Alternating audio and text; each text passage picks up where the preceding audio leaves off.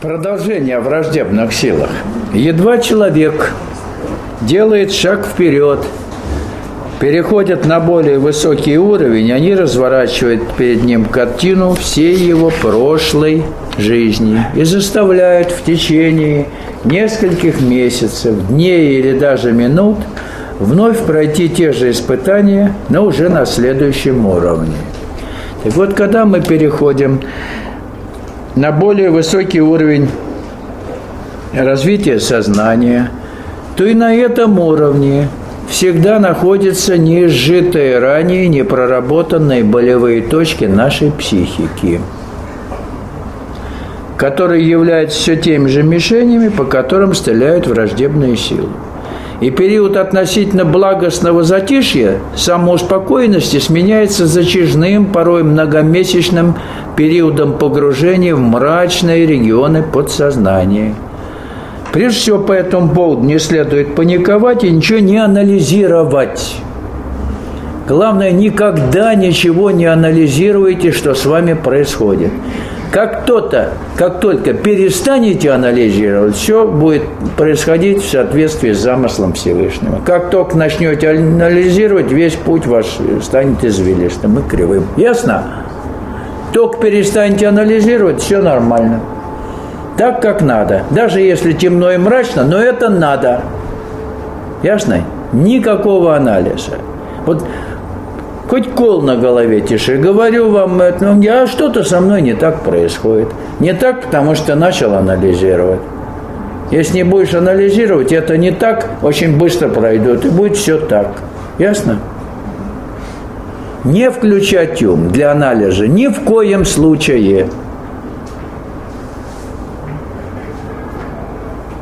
И понимание того, что в эти, казалось бы, мрачные периоды божественной силой совершается необходимая работа по радикальной трансформации нашего подсознания, по очистке территории, на которой закрепились враждебные силы, учит нас терпению и придает уверенность в правильности нашей позиции и целесообразности всего происходящего. Ясно?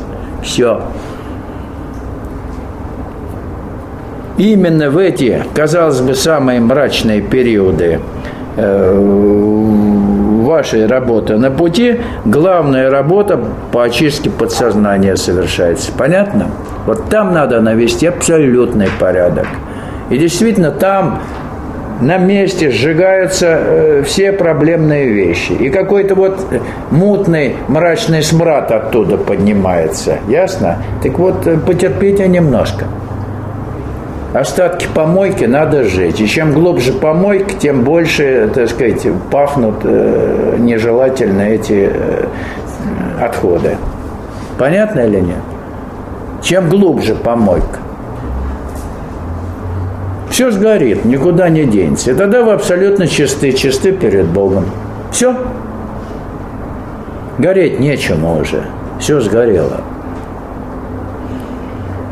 И уже мрака не будет.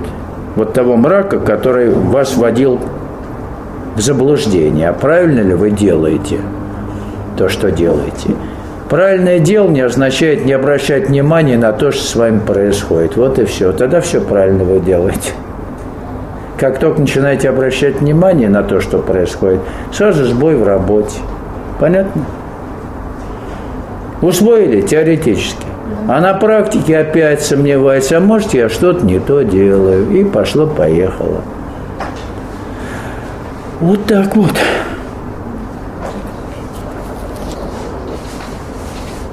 Недостаточно просто прогнать такую мысль, отвернуться. Нужно встретиться с испытаниями лицом к лицу и победить. Сохранить свет в сознании. Если выдержать нападение, не дрогнув и не произнося ни слова, не допустив малейшей вибрации клеток, атака прекращается. Атака враждебных сил прекращается сама собой. Сохранять абсолютную ровность сознания, ни малейшей эмоциональной и умственной реакции на выпады враждебных сил. Это правильная позиция, особенно ночью, среди кажущего затишья. Они предпринимают свои атаки, лишая вас сна, бывает. Проснулись вы, и они начинают атаковать. У меня был простой способ нейтрализации этих тварей. Я знал, что если я буду пытаться с ними бороться, это бесполезно. Я просто гляжу на них, гляжу, что они силятся делать, какие мысли мне внушают. Гляжу 10 минут, 15, час, потом засыпаю. Через час точно уснете. Ясно? А когда вы начинаете паниковать, ой, мне рано вставать, я не высплюсь, все, буду до утра атаковать. А если не будете обращать внимание, через час уснете. Может и раньше. Ясно? Вот такие периоды бывали. Я знаю, о чем говорю. Не надо пугаться, не надо просить Господа избавить вас от них. С ними вообще не надо собеседовать.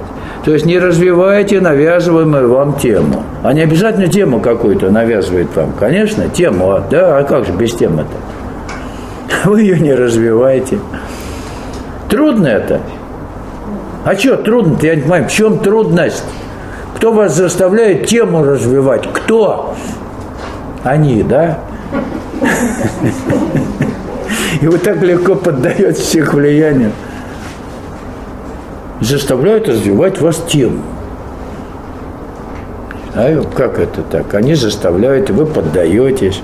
Кто виноват-то? Они?